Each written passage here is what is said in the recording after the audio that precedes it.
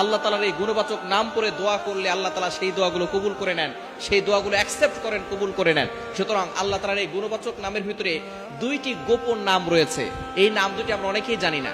এই নাম আমরা ম্যাক্সিমাম সময় পড়ি, কিন্তু আমরা অনেকে এই নাম পড়ে যে দোয়া করতে হবে সেটা আমরা অনেকেই জানি না।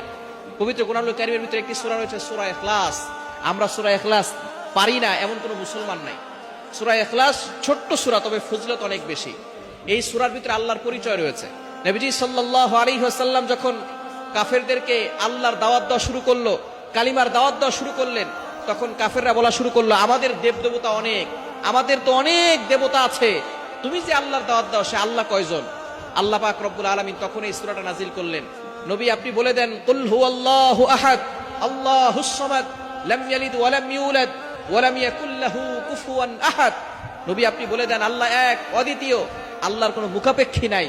এই আল্লাহ তাআলা সূরা ইখলাসের ভিতরে তার পরিচয় দিয়েছেন। সুতরাং সূরা ইখলাসের ফজিলত অনেক বেশি। এই সূরা ইখলাসের ভিতরে আল্লাহ দুইটি নাম আছে, কুল হুয়াল্লাহু আহাদ, একটা হচ্ছে আল্লাহ আর একটা হচ্ছে আস-সামাদ। কুল হুয়াল্লাহু আহাদ আল্লাহুস সামাদ। সুতরাং আল্লাহ হুস সামাদ, ইয়া আল্লাহ ইয়া সামাদ, এটা যদি আপনি তিনবার পড়ে আল্লাহর কাছে দোয়া করেন, তাহাজ্জুদের সময় শেষ রাতে আপনি আল্লাহর কাছে দোয়া করবেন,